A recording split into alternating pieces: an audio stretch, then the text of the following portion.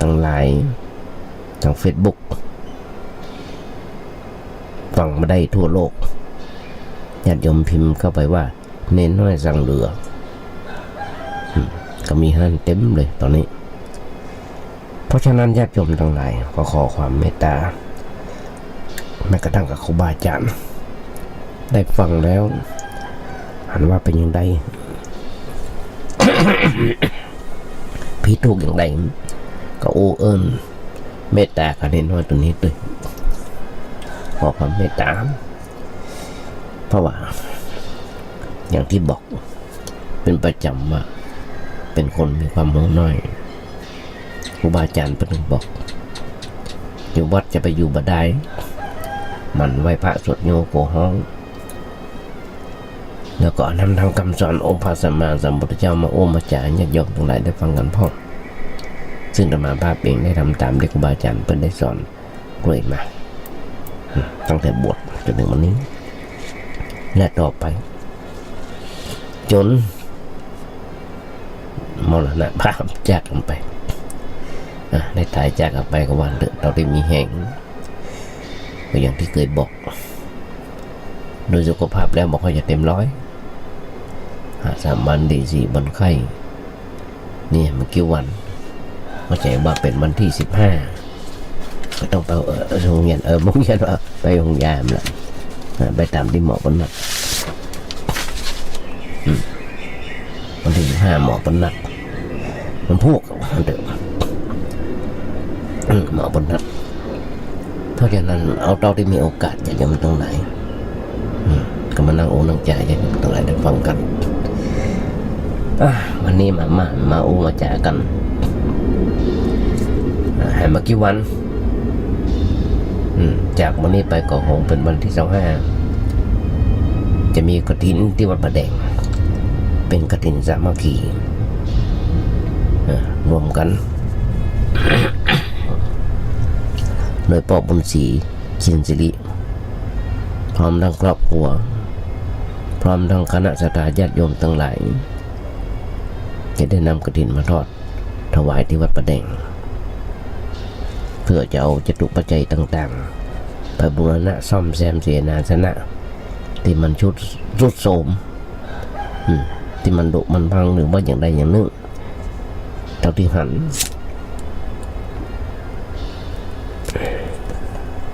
ก็อู้เอิญบอกจัดยำทั้งหลายด้วยเดี๋ยวท้ายรายการจะบอกกลองฟังกันแล้วว่ากรรมกฐินหรือว่ากฐินชื่อกฐินมันเป็นอย่างไร ที่ไปที่มาเป็นอย่างไรที่ไปที่มาเป็นอย่างไร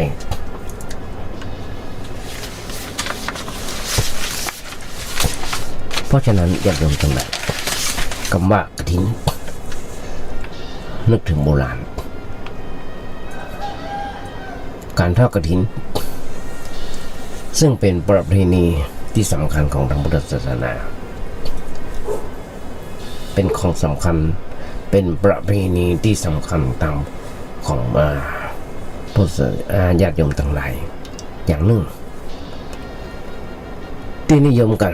ตั้งแต่แรม1 ค่ำเดือน11ไปจนถึงเดือน12อันนี้ว่าเป็นของไทยนะ ว่าเป็นของไทยกรรมกฐินแปลว่าไม้สะดึงที่เอามาปักผ้ากันนั่นนะญาติโยมทั้งหลายอันนี้น้อยนะคือกรอบไม้งานเถอะขอบกรอบไม้ชนิดหนึ่งสำหรับขึงผ้ามันดึงแปลงมันแปลงดึงผ้ามันเข่งเพราะอย่างสะดวกแก่การเย็บอันนี้เป็นโอ้ถึงสมัยโบราณนะว่าสมัยโบราณเพิ่นจะเย็บผ้าเนี่ยแกต้องเอาไม้มาขึงกันเอาไม้มาขึงมันตึงมันเข่งเลยเนี่ยแล้วก็จะตัดแล้วก็เย็บช่างเพิ่นยังมีความชำนาญอยู่สมัยนี้และเครื่องมือในการเย็บก็ยังบ่เพียงพอยังเหมือนกับจักรสมัยนี้เอาใจจักรกันปัจจุบัน ซึ่งการทำจีวรในสมัยโบราณญาติโยมอย่างไรจะเป็นผ้ากฐินหรือไม่ใช่ผ้าจีวรอันบัจเจที่มันเป็นผ้ากฐินสำหรับพระสงฆ์องค์เจ้าเขาจะเป็นงานกระเลิกกำเร็วแล้วกำเลยทีเดียวละ ญาติโยมก็จะหันได้ที่ไปร่วมกันไปร่วมทำบุญสุนทานในดอกกฐินกันบางทีเป็นจุลและกฐินที่เปิดเริ่มตั้งแต่ปลูกวันแรกปลูกฝ้ายวันแรกแล้วก็มาปั่นมาอย่างต่างๆแล้วมาทักมาทอจนจนเป็นผืนแล้วก็เอามาย้อมสีต่างๆเพราะฉะนั้นญาติโยมทั้งหลายถึงโบราณเปิดไว้ว่าการจะเย็บจีวรนั้นเป็นพระเถระนุเถระต่างเข้ามาช่วยกันเป็นต้นสมัยโบราณสมัยครั้งพุทธกาลก็มีพระสารีบุตรพระโมคคัลลานะและพระมหากัสสปะแม้กระทั่งพระองค์สมเด็จพระสัมมาสัมพุทธเจ้าของเราพระบรมศาสดาก็เสด็จลงมาช่วย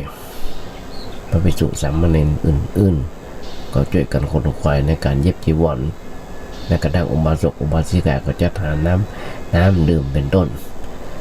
มาถวายกับพระสงฆ์องค์เจ้ามีพระองค์สัมมาสัมพุทธเจ้าเป็นประธานในสมัยนั้นซึ่งการเย็บจีวรแม้โดยธรรมดาก็เป็นการต้องช่วยกันทำหลายผู้หลายคนพระสงฆ์องค์เจ้าซึ่งมาเหมือนสมัยปัจจุบันญาติโยมทั้งหลายมันมีจีวรสำเร็จรูปแล้วผ้ากฐินความหมายก็คือผ้าสำเร็จรูปโดยอาศัยไม้สะดึงนิยมห้องกันปัจจุบันนี้จนถึงปัจจุบันการทอดกฐินก็นำผ้ากฐินไปวางไว้หน้าพระสงฆ์อย่างน้อยตั้งแต่5 รูปแล้วหงพระสงฆ์รูปใดรูปหนึ่งที่ได้รับมอบหมายจากคณะสงฆ์นั้นเป็นเอกฉันท์เป็นผู้รับกฐินนั้นซึ่งเขตป้นห้องว่ากำหนดมีแค่ไหนการทอดกฐินและการต้นบอกว่าการทอดกฐินเป็นการทานตามพระวินัย ป้นกำหนดเวลาไว้นั่นคือตั้งแต่แรม1 ค่ำเดือน11ถึงแรมถึงคืน15 ค่ำเดือน12ผู้มีจิตศรัทธาเริ่มใส่ภายจะทอดกฐินก็ทอดได้ทั้งนั้นในระหว่างระยะเวลานั้นจะทอดก่อนหรือจะทอดหลังกำหนดนี้ก็เป็นการทอดกฐินถ้าทอดหลังนี้นะมันเป็นกฐินละแต่มีข้อยกเว้นพิเศษไว้ว่าถ้าทายกหรือว่าญาติโยมทั้งหลายผู้จะทอดกฐินนั้นมีกิจจำเป็นเช่นจะต้องไปงานไปลงพับจับศึกอย่างก็สามารถจะทอดกฐินตามกำหนดนั้นได้จะทอดกฐินก่อนกำหนดอย่างที่แล้วพระสัมมาสัมพุทธเจ้าทรงอนุญาตพระภิกษุรับไว้ก่อนได้วางเถอะ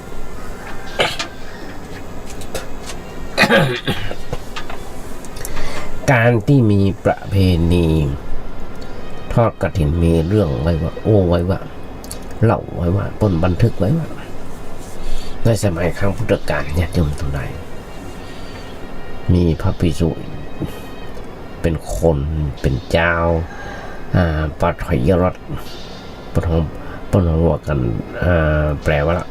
ปฐมว่าปวาผู้ทรงธุดงค์จำนวน30 รูปเดินทางไปบัดตันเข้าพรรษาเหนือทางแห่ง6 โยชน์สมัยนั้นนะจัดถึงนครสาวัตถีก็เลยตกลงพักจำพรรษาที่เมืองสาเกตก่อนตลอดไตรมาสเมื่อพรรษาก็เลยเดินทางไปเฝ้าพระพุทธเจ้าที่วัดเชตวันมหาสาวัตถี พระภิกษุเหล่านั้นมีจีวรเก่าเปื้อน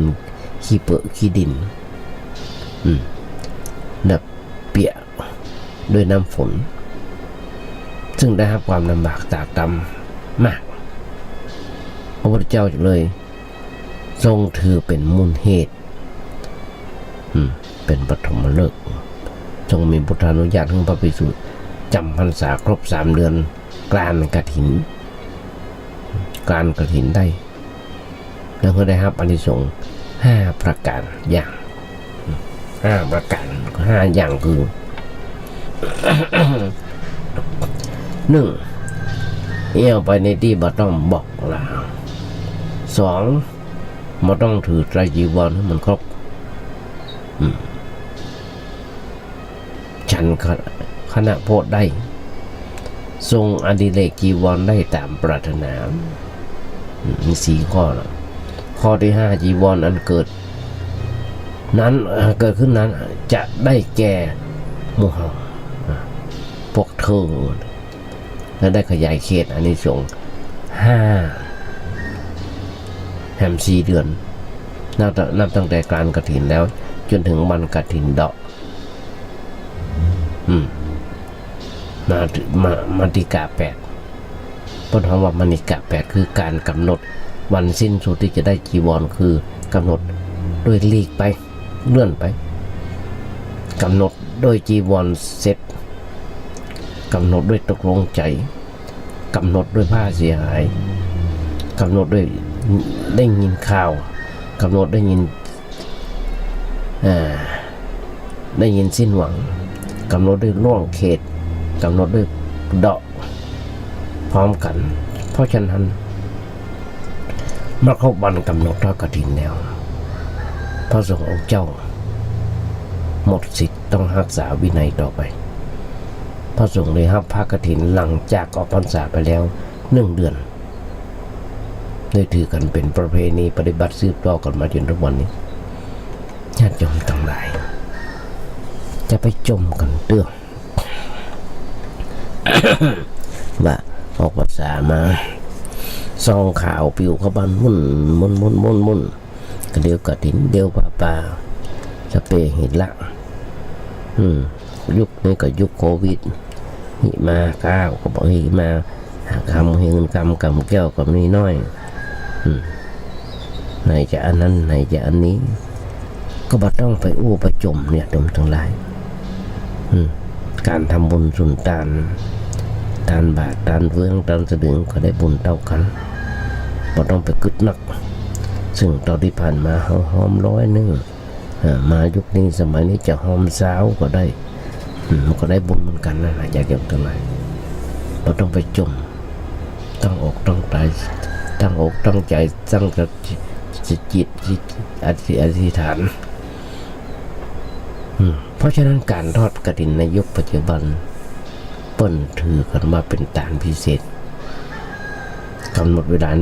ปีทอดถวายได้เพียงครั้งเดียวเพราะฉะนั้นนี่เป็นบุญใหญ่บุญหลวงญาติโยมทั้งหลายตามมาตรากถาดีกายต่างๆพอกำหนดได้ว่าชนิดของกฐินมี2 ลักษณะก็คือ1จุลกฐินอย่างที่อุปตะกี้ ต้นจะเริ่มปลูกฝ้ายเป็นเดือนแล้วเนาะปลูกต้นฝ้ายนะเม็ดฝ้ายมาปลูกเอาต้นฝ้ายมาปลูกนะซึ่งจุลกฐินการทำจีวรของทรงพระพุทธเจ้าเฮาทรงบัญญัติสิกขาบททุกฝ่ายต้องช่วยกันทำให้เสร็จภายในกำหนด1 วันตั้งแต่เริ่มทำฝ้ายปั่นกรอตัดเย็บย้อมทำให้เป็นขันธ์5ต้องเป็นขันธ์ได้ขนาดตามพระวินัยอย่าทอดถวายให้เสร็จในวันนั้นเนี่ยเรื่องใหญ่เลยญาติโยมทั้งหลายต้องไปก่อยเถอะอันเมื่อกี้วันนี้อย่างวัดจำวัดสันทรายหลวงเขาจะมีการเพิ่นจะมีการทอดกฐินบนทางทอดจุลกฐินได้ทำอย่างหนึ่งมหากฐินคืออาศัยปัจจัยอาศัยสตางค์จตุปัจจัยทายทาน บริวารเครื่องกฐินจำนวนหนักมาฟังเพื่อจะได้มีส่วนหนึ่งเป็นทุนบำรุงวัดเพื่อทำนวกรรมห้องซ่อมแซมบูรณะของเก่าห้องปัจจุบันนิยมห้องกันว่ากฐินสามัคคีก็อย่างที่บอกญาติโยมตะเกียโอ้ยงฟังแต่เมื่อกี้วันที่วัดประแดงก็ห้องเป็นกฐินสามัคคีเราญาติโยมทั้งหลายเป็นกฐินสามัคคีตอนที่ผ่านมาก็เป็นกฐินสามัคคีเขาก็ได้น้อมนำเอาจตุปัจจัยต่างๆที่ญาติโยมร่วมทำบุญส่วนต่างด้วยกันทำนุบำรุงเสนาสนะปัดว่าอารามต่างๆเป็นอย่างสำเร็จลุล่วงไปเท่าที่ผ่านมาเพราะว่าจะเป็นกุฏิวิหารศาลาห้องน้ำอย่างต่างๆเขาจะหันได้นั่นด้วยเงินกฐินที่ศรัทธาญาติโยมทั้งหลายร่วมทำบุญส่วนต่างกันมีแห่งนักแล้วเท่าที่จะถึงวันเนี้ยแต่เมื่อกี้วันที่จะถึงคณะกรรมการโดยที่ท่านพระครูเจ้าวาดก็ได้นำจตุปัจจัยต่างๆมาแปลงซ่อมแซมบันไดนาคหรือว่าจะแปลงบันไดนาคเนี่ยที่ขึ้นวัดประแดงต่างขึ้นจะแปลงกำแพงตอนนี้กำลังรอคณะวิศวกรรมออกแบบออกแผนอยู่เปิดมาตรวจสอบอันนี้ทำอย่างหนึ่งนี่เป็นเรื่องใหญ่ญาติโยมทั้งหลายเพราะฉะนั้นนี่แหละจะดูปัจจัยต่างๆที่จะมีการทอดกฐินมากี่วันฮอกจะเอามาทำมูเนี่ย เป็นลำดับไปเพราะฉะนั้นการทอดกฐินในเมืองไทยยังถึง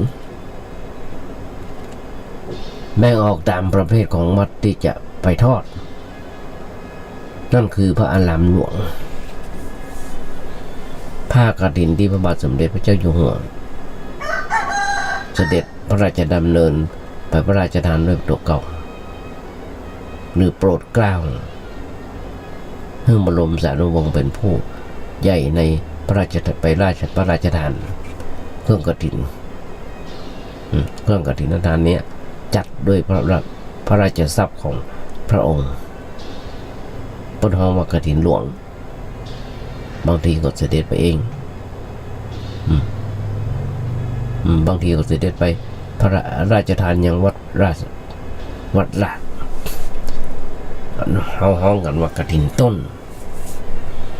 ถ้ากฐินทานนอกจากนี้ได้รับกฐินของหลวงโดยแล้ว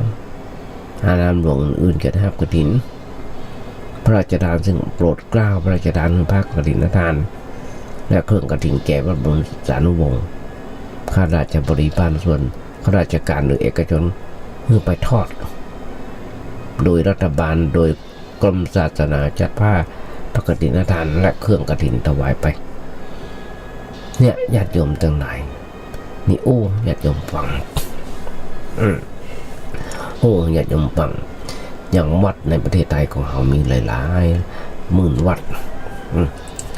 มีได้รับกฐินบักกี่วัดได้รับกฐินบักกี่วัดเพราะอย่างพ่อมีคนไปจองพ่อมีคนไปจองกับมีกฐินมันมีกฐินเพราะฉะนั้นการนำกฐินไปทอดทำได้2 อย่างคนบอกไว้อย่างหนึ่งคือนำผ้ากฐินทานกับเครื่องบริวารที่จะถวายไปตั้งไว้ณวัดที่จะทอดก่อนพอถึงวันกำหนดเจ้าภาพผู้เป็นเจ้าของกฐินหรือพระราชทานผ้ากฐินมากฐินทานมาจะโดยพากันไปยังวัดเพื่อทำพิธีถวายอันนี้อย่างหนึ่งละตามคติที่ถือกันว่าการทอดกฐินเป็นการถวายทานพิเศษแก่พระสงฆ์ที่จะจำพรรษาครบไตรมาสนับได้ว่าเป็นกุศลที่แรงได้มีโอกาสฉลองกฐินกันก่อนนำไปทอดวัดเป็นงานใหญ่บางที่นี่การนำวงเลี้ยงพระที่บ้านของที่เลี้ยงพระโดยที่บ้านของผู้เป็นเจ้าของกฐินเป็นเจ้าภาพวันนึงเป็นประธาน ในการเลี้ยงผู้คนมีมหรสพสมโภชและบางงานอาจมีการรวบรวมจตุปัจจัยไปถวายพระแฮมตัวยซึ่งในกรณีกฐินสามัคคีพอถึงวันกำหนดวันทอดกฐินก็จะมีการแห่แห่นแต่นแต่เป็นกระบวนไปยังวัดที่จะทอดมีเครื่องบรรเลงมีการฟ้อนรำนำขบวนตามประเพณีนิยมกันซึ่งการทอดกฐินนิยมถวายในโบสถ์โดยเฉพาะกฐินทานก่อนจะกำหนดเวลาจะเอาเครื่องบริวารกฐินไปตั้งจัดไว้ที่โบสถ์ก่อนส่วนผ้ากฐินพระราชทานจะยังมานำเข้าไปพอถึงวันกำหนดพระสงฆ์องค์เจ้าที่จะรับกฐินจะลงอุโบสถก่อนพร้อมกันนั่งบนก็จัดเป็นเจ้าภาพซองกฐินพร้อมด้วยผู้ร่วมงานจะพากันไปยังโบสถ์อันนี้ว่ากันยาวในเรื่องนี้นะญาติโยมทั้งหลายเพราะฉะนั้นในวันที่25อาทิตย์ที่25ที่วัดประแดงของเฮาที่วัดประแดงของเฮาจะมีการทอดพระกฐิน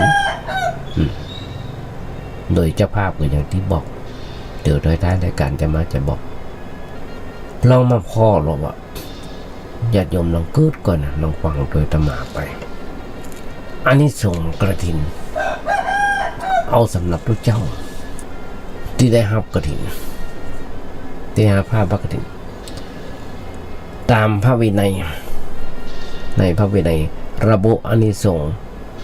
กฐินไว้5อย่างคือ5ข้อ1ผ้ากฐินที่เป็นประโยชน์สำหรับทุกเจ้าผ้ากฐินนะเข้าบ้านโดยบัดต้องบอกไปไม่ได้โดยบัดบอกพระภิกษุสงฆ์ด้วยกันเอาบาตรจีวรไปโดยบัครบสำหรับได้มากรึงแม้กระทั่งฉันอาหารเป็นคณะได้เก็บจีวรได้ตามปรารถนา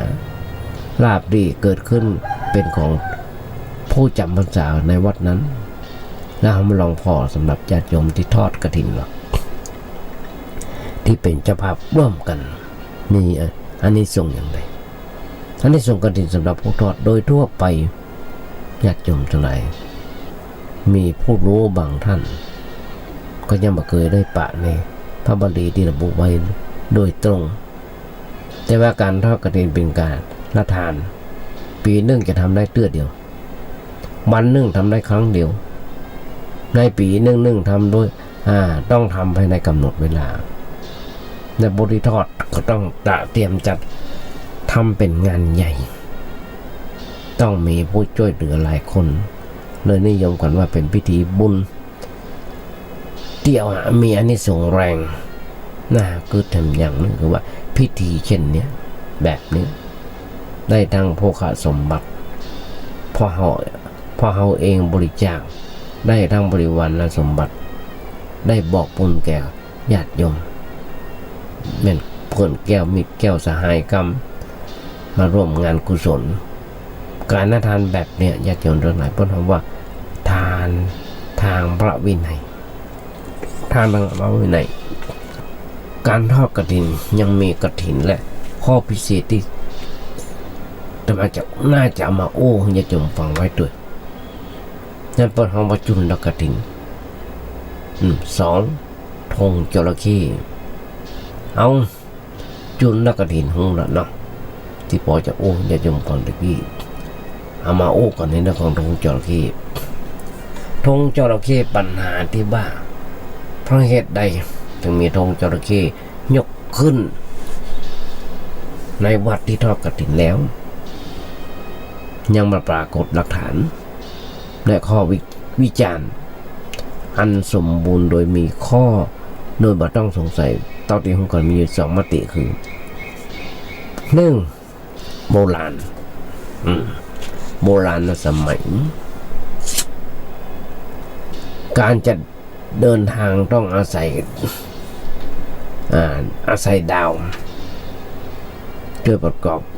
เช่นการยกทัพจับศึกเคลื่อนกระบวนไปในตอนจนใกล้จะแจ้ง จะต้องอาศัยดาวจระเข้ขึ้นเพราะดาวจระเข้เนี่ยขึ้นในใกล้แจ้งการทอดกฐินมีภาระมากบางทีต้องไปทอดณวัดที่อยู่ไกลบ้านเพราะฉะนั้นการดูเวลาเขาต้องอาศัยดาวสมัยนั้นมันมีนาฬิกาพอดาวจระเข้ขึ้นเราเคลื่อนองค์กฐินไปแจ้งเอาที่วัดพอดีและต่อมาก็มีผู้ทำธงในงานกฐินในขั้นต้นก็คงนำธงนะทิวประดับธรรมดากันมันงามแต่งานทั้งหมดที่ตั้งองค์กฐินแบ่งธงแบ่งนี้กันทั้งที่บริเวณวัดภายในบ้านและคงวันจะเป็นที่เครื่องหมายเนี่ยเรื่องโดยการกฐินนั้นเนี่ยที่ทำรูปธงจระเข้เสมือนประกาศให้รู้ว่าทอดกฐินแล้วแฮมอย่างนึงญาติโยมทั้งหลายที่เอากันแฮมอย่างหนึ่งมีนิทานปนเล่านิทานเป็นโบราณเป็นว่าในการแห่กฐินในทางเรือของอุบาสกคนหนึ่งมีจระเข้ตัวหนึ่งอยากได้บุญก็เลยอุตส่าห์ว่ายโดยเรือไปแต่ยังมาเถื่อตันถึงวัดกับหมดแห้งว่ายตัวต่อไปนะมาไหวก็เลยบอกบาสุกว่าอิดเหนื่อยนักแล้วมาสามารถจะว่ายโดยไปร่วมการกุศลแล้วร่วมทางกฐินแล้วหวานเจ้าภาพเมตตาช่วยเขียนรูปพระจระเข้รูปต่อเปิ้นกำเนิดเพราะเป็นสักขีพยานว่าได้ไปร่วมงานกุศลโดยแล้วอุบาสกคนนั้นก็เลยช่างเขียนรูปจระเข้ยกเป็นธงขึ้นในวัดเป็นปฐมได้สืบเรื่องมาจนถึงวันนี้อันนี้นิทานมันเล่าไว้นะเพราะฉะนั้นญาติโยมมุ่งส่วนนั้นทั้งหลายอันนี้คือที่มาโอ้กันคร่าวๆโอ้กันแบบฉบับจะมามีแฮมหลายอย่างป้นห้องว่าธงกฐินที่อู้กันนี่นะป้นห้องว่าสิ่งสำคัญที่อู้กันบาอาจารย์เพิ่นได้อู้ไว้ทำไมถึงมีธงจระเข้มีธงจักรเข็บมีธงมัจฉานางมัจฉานะแล้วก็มีธงเต่าลองมาพออยากจำตรงไหนเป็นกุศโลบายอย่างหนึ่งเพิ่นบอกว่าอย่าโกรธเหมือนจระเข้อย่าโกรธเหมือนจักรเข็บอย่าลงเหมือนนางมัจฉาแล้วของมีสติเหมือนเต่าญาติโยมทั้งหลายความหมายของเพิ่นแต่น่าจะเป็นแบบนี้ธงกฐินสี่อย่างก็คือจระเข้นางมัจฉาจักรเข็บและเต่าบาอาจารย์ผมบอกว่าเป็นปริศนาธรรมของคนโบราณจระเข้หมายถึงความโลภปากใจกินบะอิ่มแถมป้อมมีลิ้นซ้ำจักรเข็บหมายถึงความโกรธถ้ามันได้ครบไปแล้วแม่ตายญาติโยมทั้งหลายไปห้องยาบัดตันแม่ตายปองออกหมอถ้ามันครบเพราะอย่างพิษที่เผ็ดร้อนเหมือนความโกรธที่แผดเผาจิตและทำอย่างหนึ่งนางมัจฉาหมายถึงความหลงซึ่งเสน่ห์ความงามที่ชวนหลงไหลพระญาติโยมลองคิดกันอันเนี้ยคือธงที่3ที่4เต้าหมายถึงสติการระวังรักษาอายตนะถึง6เหมือนกับเต่าที่หดหัวซ่อนในกระดองญาติโยมธงจระเข้ใจประดับในการแห่ทำอย่างเพิ่นบอกว่า มีตำนานว่าสิทธิเกิดเป็นจระเข้ว่ายน้ำถวยกฐินจนขาดใจตายเศรษฐีที่ว่าเนี่ยเต่าที่โหนะญาติโยมทั้งหลายเศรษฐีคนนี้เปิ้นเอาเก็บเอาเงินเอาทองกลัวโจรมาปล้นกาอย่างต่างๆกลัวลักพวกคนมันลักไปกาก็เลยเอาทรัพย์สมบัติไปฝังไว้ที่ฝั่งแม่น้ำที่หัวสะพานที่หัวสะพานแล้วก่อนที่เศรษฐีนี่เอาไปฝังไว้พอตายไปก็ได้ไปเกิดเป็นจระเข้เฝ้าสมบัติไว้หั่นซึ่งก็มาเข้าฝันบอกคือสีภรรยาตัวเก่าว่าทรัพย์สมบัติต่างๆเขาฝังไว้ที่หั่นของทำบุญต่างๆกำเตอะซึ่งเพิ่นก็ทำตามที่บอกทำตามที่สีภรรยาเพิ่นบอกเพิ่นทำนี่คือทำอย่างนึงแต่ว่าเพิ่นไปบัดนั้นไปบัดได้ก็อย่างที่บอกไปก็ไหว้ไปโดยไปก็ขาดใจตายก่อนมดแห้งกระต้มก็เลยตายไปก่อนก็เลยขอร้องเมียเพิ่นเมียเพิ่นแปลงวาดรูปเป็นธงจระเข้ไปตุยเป็นเปรียบสมมติว่าเพิ่นได้ไปตุยอันนี้อย่างหนึ่งล่ะทำอย่างหนึ่งธงมัจฉาใจในประดับงานพิธีถวายผ้ากฐินเป็นตัวแทนไม่ยิงงามตามความเชื่อของในสงการถวายผ้ากฐินได้ประสงค์จะมีรูปงามไพ่ก็จ้างญาติโยมทั้งหลายนักศีลนักบุญทุกท่านที่ร่วมทำบุญทอดผ้ากฐินจะมีคนเป็นคนพังโพรั่งพร้อมไปด้วยนิพพานรูปสวยรวยทรัพย์รูปสวยรวยทรัพย์เหมือนกันทุกคนอย่าจมลงกันนะจะมีหูผังงามเหมือนกับทางมัจฉา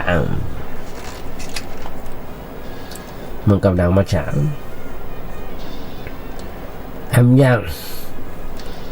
ธงจะเข็บภาษาไรมองธงตะขาบใจประดับเพื่อแจ้งมาวัดเนี่ยมีคนมาจองกฐินแล้วมึงผู้ดีมาภาวนาทอดกฐินผ่านไปวัดอื่นเถอะเราต้องเสียเวลามาถามอันนี้เป็นอย่างหนึ่งละเพราะฉะนั้นมีแหมธงอันหนึ่งคือธงเต่าใจประดับเพื่อแจ้งมาวัดเนี่ยทอดกฐินเรียบร้อยแล้วจะปลดลงในวันเพ็ญเดือน12ซึ่งในปัจจุบันญาติโยมจะหันเพียงธงจระเข้และธงมัจฉาที่จะปรากฏในงานกฐินส่วนธงจักรเข็บและเต่าจะปาหันได้น้อยจะมีบางวัดที่ยังคงรักษาธรรมเนียมเก่าอยู่ มีเรื่องนักญาติโยมทั้งหลายเรื่องของกฐินนี่นะมีเรื่องนักแต่ว่ามีแหมอย่างอื่นเดี๋ยวพอจะกันอยู่เพราะฉะนั้นญาติโยมส่วนดำทั้งหลายที่จะมาญาติโยมฟังก็หวังใจอย่างยิ่งว่าญาติโยมก็ได้อัญญัมานักก็น้อยแล้วนะสำหรับในเรื่องของกฐินเพราะฉะนั้นที่ญาติโยมฟังอย่างก่อนเนี่ยมันเป็นมงคลชีวิตญาติโยมทั้งหลายทุกเมื่อเช้าวันมันเป็นมงคลชีวิตของคนเรามันเป็นมงคลชีวิตอย่างหนึ่งซึ่งการทำบุญสุดทานของคนเราต่อไปนั้นคนเฮาญาติโยมทั้งหลายจะต้องรู้ซึ่งคนเฮาการทำบุญสุดทานเพื่อให้มันได้ข้ามวัฏสงสารซึ่งมีเรื่องเล่าไว้ว่ามีเรื่องเล่าให้ญาติโยมฟัง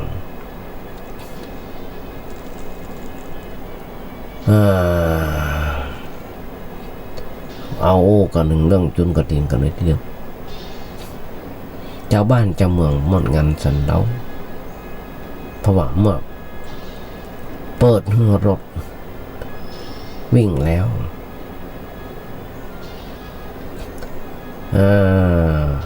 อันยังก็แน่เดิมไปหาละ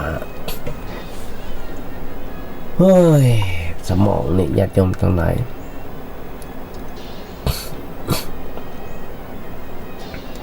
ไอ้ธรรมะนี่นะญาติโยมทั้งหลายเป็นของที่คนเข้าถึงยาก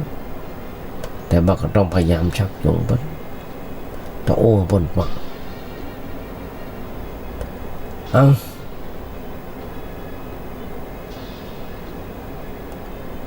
ขออู้ในเรื่องของทศพิธราชธรรมสมโภชได้ออกประจักษ์เผยแผ่ซึ่งธรรมาภาพได้เผยแผ่ธรรมะตอนที่บวชมานี่30 กว่าปีนั่งจัดรายการอยู่ที่วัดประแดงออนไลน์ไปทาง YouTube Messenger Facebook ในทั่วโลกปนฟังกันได้เพราะฉะนั้นเสียงธรรมะเสียงของธรรมะเนี่ยต้องทำด้วยความเสียสละถ้าทำเพื่อหันแก่ตัวหันแก่ได้ในลาภสักการะอันอย่างมันก็ประยุทธ์จะงักได้เมื่อตัวบ่ได้อันอย่างเมื่อบ่ได้สักการะอันอย่างไม่มีใครชมเชยไม่มีใครให้กำลังใจก็จะท้อแท้แล้วก็เลิกกันไปถ้ารับตรวจอาตมาภาพอย่างที่เคยบอกญาติโยมตรงไหนแรกหูกัน การทำงานอาตมาทำตามที่ครูบาอาจารย์เพิ่นได้สอนบ่มีเงินเดือนกินบ่มีเงินเดือนกินทุกอย่างทำด้วยตัวเก่าอุปกรณ์อย่างต่างๆมาว่าเครื่องเสียงอย่างต่างๆที่นั่งทำรายการอยู่ที่ห้องที่กุฏิ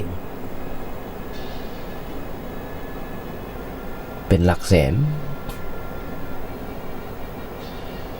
บ่มีไผจะตุปัจจัยต่างๆที่เก็บหอมรอมริบที่ญาติโยมร่วมกันถวายมันปัจจัยอย่างอื่นก็บ่ได้อาตมาก็บ่แจ้งในทางนี้อย่างน้อยๆเป็นการตอบแทนน้ำจิตน้ำใจให้กับญาติโยมทั้งหลายที่ส่งเข้าป่าอาหารมีที่อยู่ที่อาศัยญาติโยมทั้งหลายมีทุกเจ้าหลายคนที่ส่งที่โอ้กันอาตมาก็ได้นึกว่าทำงานเพื่ออะไรอย่างถ้าทำงานเพื่อคนนั้นคนนี้เมื่อคนนั้นคนนี้มาสนใจเขาเกิดเบื่อหน่ายมาได้มันมาได้อะไรอย่างขึ้นมามันเบื่อหน่ายเช่นมาได้ลาภก็เบื่อหน่ายมาได้ยศก็เบื่อหน่ายไม่อยากจะทำอย่างต่อไปการคิดอย่างนั้นมาถูกต้องเขาบอกการคิดบ้านทำไปเพื่ออย่างนั้นไม่ใช่ทำไปเพื่อลาภเพื่อยศเพื่อสรรเสริญเพื่อความสุขแบบชาวบ้านแต่ว่าทำงานเพื่อพระธรรมทำงานเพื่อธรรมะหรือทำงานเพื่อพระพุทธพระธรรมพระสงฆ์เพราะฉะนั้นอาตมาภาพเองอยากจะถึงวันถ้าคอมพิวเตอร์บ่เสียอาตมาจะส่งไปให้ครูบาอาจารย์เพิ่นฟังกันทั้งที่รู้จักกันปะหน้าค่าตากันตามบทที่บอกรู้จักแค่ในเฟซในไลน์ก็ส่งไปให้เพิ่นส่งไปไม่ได้เพื่ออวดตัวว่าเราก็มีความรู้ส่งไปขอความเมตตาจากครูบาอาจารย์จากศรัทธาญาติโยมบัณฑิตนักปราชญ์มีผู้รู้นักญาติโยมทั้งหลายยุคนี้สมัยนี้ ขอความติกรรมติชมจากเปิ้นก็คือกำลังอกกำลังใจศรัทธาญาติโยมบางคนบางท่านได้ฟังแล้วโทรศัพท์มาหาคือกำลังใจบางคนมาถึงวัดบางคนมาถึงวัดมาคือกำลังใจญาติโยมทั้งหลายนี่แหละคือเงินเดือนอาตมาภาพที่ญาติโยมตอบแทนมานั่นคือการโทรศัพท์มาให้กำลังใจการปะหน้าคาตากันบอกว่าแม่ฟังอยู่เนื้อพ่อฟังอยู่เนื้อแล้วบางท่านถามปัญหาถามเป็นปัญหาด้วยซ้ำเพราะวันนั้นโอ้อย่างนั้นโอ้เอ็มเป็นอย่างไรมานั่งโอ้เพิ่มเติมฟังเพิ่มเติมต่อไปครับเพราะฉะนั้นญาติโยมจะทุกส่วนทำต่างไหนอาจารย์ท่านพระครูสังฆบริหารธรรมนนท์ธรรมคุโนเจ้าวัดสันทรายหลวงเปิ้นว่าสังขารจะสะสวยต้องมันขัดสีคนจะดีต้องมันฟังเทศอยากเป็นคนวิเศษต้องสร้างเหตุแห่งความดีธรรมะทั้งบอกธรรมะมีคนเป็นคนความรู้น้อยเพราะฉะนั้นต้องมันศึกษาต้องมันศึกษามันฟังครูบาอาจารย์เพิ่นโอ้เพิ่นนี่ก็เอาบทกลอนที่มาโอ้ญาติโยมฟังนะว่าถ้าโลกนี้มีธรรมประจำที่เมื่อทำดีจะไม่ดีมีที่ไหนมีสุขบ้างทุกบ้างช่างอะไรเป็นวิสัยของมนุษย์ปุถุชนขยายใจความญาติโยมฟังมาใน10 กว่าปีนี่มาจบเสียงเดียวมันแต่อย่างที่จะมาว่าก่อนมันจริงอย่างที่บทกลอนว่าก่อนญาติโยมจะหันไว้จะหันได้ว่าทุกวันเนี่ยบ้านเมืองของเราทั่วโลกก็ว่าได้ฮอนหายพอหน้ากรรมก็ยังบอบ่ได้ขี่รถส่วนกันมาได้ก็ฆ่ากันตายแล้วย่ำหัวไม่ตีนกันมาได้ก็ฆ่ากันตายแล้วเราก็เกิดเขาไปแย่ได้กันหมู่เนี่ยที่ทำมาดีแบบเนี้ยมีการชี้ป้นอย่างต่างๆหมู่นี้ไม่ได้เข้าวัดเข้าวาใจจงทั้งหลายไม่ได้เอานำกรรมสอนองค์พระสัมมาสัมพุทธเจ้าเป็นอุปจาระบทกลอนของท่านพระครูสังฆบริหารธรรมนนท์ธรรมคุโนเจ้าวัดสันทรายหลวงนะพระกระบอกสังขารจะสะสวยต้องมันขัดสีคนจะดีต้องมันฟังเทศมันไม่ได้ไปฟังเทศฟังธรรมอย่างนั้นทั้งหลายหมู่นี้พระพุทธเจ้าป้นบ่มีอะไรอย่างจะฮือกับเฮาเหมือนกันพระสงฆ์องค์เจ้าที่อยู่วัดอยู่ว่ามันมีอย่างจะฮือนอกจากธรรมะแต่เปิ้นฮือสิ่งที่ประเสริฐที่สุดที่เกิดขึ้นในใจของผู้ทำงาน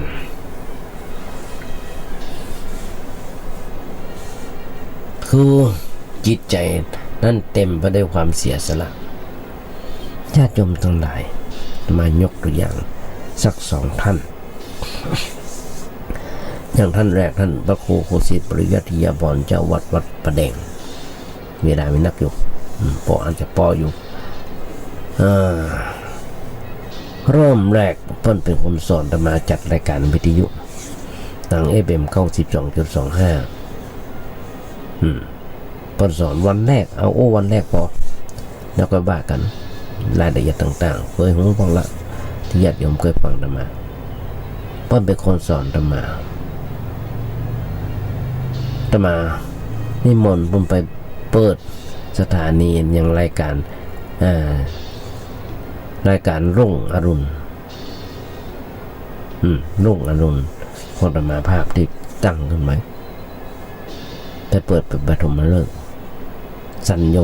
งญาติโยมทั้งหลายธรรมาบอกโหไปเปิดเป็นปฐมฤกษ์นึกว่าไปจัดคนเดียวนั่งจ่ายกับเพิ่นเรียบร้อยเตรียมน้ำร้อนน้ำชาไปไว้ให้เพิ่นพอถึงเวลาบรรจักแค่ธรรมาเข้าไปในห้องส่งสัญญงญาติโยมทั้งหลายเฮ้ยนั่นแหละตั้งแต่วันนั้นจำมาพี่คือเป็นวันที่9 พฤศจิกาพศนั้นจำไม่ได้ละ ได้10 กว่าปีไปนี่ล่ะตั้งแต่วันนั้นจนถึงวันนี้อาตมานั่งหัดนั่งฟังนั่งปะเปิ้นก็สอนอาตมาภาพแถมท่านนึงคือท่านพระครูสมุวิสุวัตรวรกิจโจในสถานี FM 104.5 ของวัดพระหินอันนี้แหมรูปนึงเราเพียงแค่นั่งเฝ้าคอมอยู่ที่หน้าสถานีอาตมาภาพจัดรายการอยู่ที่วัดประแดงต้องคอยเฝ้าว่าช่วงนั้นเวลานั้นเป็นของพระรูปนั้นวัดนั้นวัดนี้ต้องคอยเฝ้าคอยดูคอยแลไปปอเวลาคอมเสียการอย่างการนะโทรศัพท์ไปขอเปิดเมตตาคือคนข้างรถมาส่งมาซ่อมคอมมุตมาครับมันมีปัญหาอย่างอันอย่างนี้ซึ่งอาตมาภาพบอกค่อยจ้างบอกเป็นในเรื่องของคอมพิวเตอร์เพราะมันเลยยุคเลยสมัยอาตมานะญาติโยมทั้งหลายมาคอมพิวเตอร์ประเดี๋ยวนี้นะจะมาเล่น Facebook จะมาเล่นไลน์เล่นอย่างประจ้างนะทุกวันนี้ตอนที่ผ่านมาข้อหลานสะใภ้มาสอนขอช่างคนมาสอนแล้วใครจะมีใจดิบใจดีอย่างท่านพระครูสมุวิศวริหารได้ยากแค่จำตั้งหลายโทรไปกี่โมงก็ได้เมตตาก็ตรวจธรรมภาพมาเมื่อนานหลายปีแต่ยังต้องกระเดาเพราะฉะนั้นอาตมาก็ดึงบอกอาตมาหมดอยู่วัดมันมีอย่างจะหึ่งญาติโยมมันมีอย่างตอบแทนให้กับญาติโยมนอกเหนือจากธรรมะเท่านี้บ่ได้หวังอย่างที่จะเป็นเรื่องของชาวโลกเช่นมายศถาบรรดาศักดิ์เป็นพระก็ได้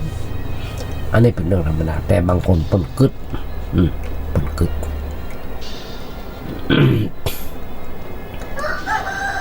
เฮาทำงานเพื่อพระพุทธเจ้านั่นคือเป็นการเผยแผ่สืบทอดพระพุทธศาสนาอย่างหนึ่งที่ทำอยู่ถึงเมื่อเจ้าบันอุทิศถวายอุทิศชีวิตถวายแก่งานอาตมาต้องกึดอาตมาต้องกึดมากึดแบบนี้ญาติโยมทั้งหลายมาสบายก็มานั่งจัดรายการเข้าโรงพยาบาลก็ต้องมาจัดรายการอย่างวันพุธเนี่ยจะต้องไปโรงพยาบาลหมอนัดเพื่อให้งานนี้มันเจริญก้าวหน้าต่อไปได้อะไรอย่างก็ได้อะไรอย่างก็อย่างนั้นมาได้อะไรอย่างก็อย่างนั้นเพราะมันจะเรื่องสำคัญอยู่ที่ว่าทำงานเพื่อให้งานมันเจริญก้าวหน้าเผยแพร่ธรรมะกับประชาชนถ้ามีหลักในใจแน่นแฟนอย่างนี้ตลาดลองมาท้อถอยมาเบื่อหน่ายเพราะไม่ได้หวังอย่างจากไปต้องการแต่จะทำงานเพื่อประโยชน์เพื่อความสุขแก่ส่วนรวมคนทำงานต้องคิดอย่างนี้โดยเฉพาะทำงานเพื่อธรรมะต้องคิดอย่างนั้นคิดอย่างอื่นมาได้คิดถึงเรื่องที่จะมีจะได้ที่จะเป็นไปในอย่างนี้มันยุ่งดังนั้นบางคนอย่าไปคิดอย่างนั้นคิดถึงแต่ความคิดถึงแต่ว่าเขามีหน้าที่เผยแผ่ธรรมะกับประชาชนก็ต้องทำไปโดยนามทำไปได้โดยหน้าที่ใครจะชมใครจะติประสนอย่างบาอาจารย์พุทธิติเพื่อก่อเนาะผมไม่ได้ติเพื่อทำลายถ้าจะสนใจกับเพียงว่าป้นชมเมาถูกต้องหรือไม่ถูกต้องหรือไม่ส่วนมากจะเป็นการถูกต้องถ้าสนใจแต่เพื่อป้นชมเมาถูกต้องหรือไม่ป้นติเฮาถูกต้องหรือไม่ติเพื่อก่อไม่ได้ติเพื่อทำลายจะไปยินได้ป้นติก็อย่าไปยินได้จะไปนึกเพียงแต่ว่าเป็นการแสดงออกของเปิ้นตอนนี้เขาอย่าวันไว้กับกรรมแสดงออกเหล่านั้นตั้งหน้าตั้งตาทำงานทำการต่อไปญาติโยมอาตมาบอกญาติโยมทั้งหลายแล้วว่าอาตมาพาเป็นครูบาอาจารย์เปิ้นบอกแม่ตั้งอ่อนเขาก็ต้องเฮียนต้องหัดเอากับเปิ้น บางทีนะยังจะมาบอกเรื่องคอมพิวเตอร์มาบอกเป็นมันคนละยุคคนละสมัยกันหลานสะใภ้หรือว่าญาติโยมหลายคนหลายท่านที่เพิ่นมีความรู้เพิ่นสอนคลิกซ้ายคลิกขวาโอ้ยญาติโยมทั้งหลายเราจะมาโอ้ญาติโยมในวันต่อไปเถอะเรื่องจ้างคอมพิวเตอร์อย่างนี้นะคลิกซ้ายคลิกขวาขึ้นอันนั้นกดอันนี้โอ้ยญาติโยมทั้งหลายเป็นอันอย่างที่เรื่องเนี่ยเพราะฉะนั้นฝากไว้กับสาญาติโยมก่อนยังมาจบเด้อเนอะยังมาจบเด้อแต่ว่าคนเฮานั้นนะญาติโยมทั้งหลายทุกเมื่อเช้าวันนะมันโอ้กันว่ามนุษย์เฮาต่างก็ปรารถนาให้เกิดสิ่งดีขึ้นในชีวิตทุกๆคนเช่นได้โชคได้ลาภเกียรติมีเกียรติยศชื่อเสียงประสบความสำเร็จการงานก้าวหน้าเป็นต้นแต่สิ่งเหล่านี้ไม่ใช่เป็นหลักประกันแห่งความสุขที่แท้เพราะแม้ได้มาแล้วก็ยังเป็นทุกข์ได้ไม่ใช่ว่าจะมีความสุขเสมอไปบางคนถ้าได้น้อยกว่าคนอื่นก็บอกเบาใจหรือว่าจะร่ำรวยเพียงใดว่าใจต่างๆก็จะได้ทำนุบำรุงซึ่งได้บอกญาติโยมไปแล้วว่าทางวัดประแดงเขามีการก่อร่างห้างแปลงอะไรอันใดอย่างจะสำเร็จรุ่งเรืองไปไหนอันใดอย่างตอนนี้ยังเหลือบันไดนาคที่ยังมีการซ่อมแซมและผนังกั้นข้างหุ่นต่างเป็นกำแพงอย่างนั้นเถอะต้องมีการก่อร่างห้างแปลงกันต่อไปจะต้องใช้จตุปัจจัยต่างๆที่จะมีต่อช่วยกันเหลือกันพายาล่มทำบุญส่วนด้านว่าจะเป็นกระเบื้องสักแผ่นกาเกตนาคสักแผ่นกาบดินขีสักแก่นกาสักก้อนกาบาปูนสักถุงกาก่อนติดต่อท่านพระครูเจ้าวัดเลยเบอร์โทรศัพท์ท่านพระครูเจ้าวัดมีเบอร์อยู่ว่า0818815690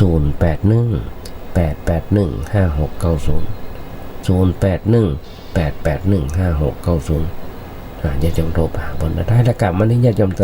วันนี้อาจจะเป็นวันเกิดของใครคนใดคนหนึ่งขออวยพรสถานญาติโยมทุกท่านขอมีความสุขมีความเจริญคิดสิ่งนึกสิ่งใดส่งความมุ่งมั่นปรารถนา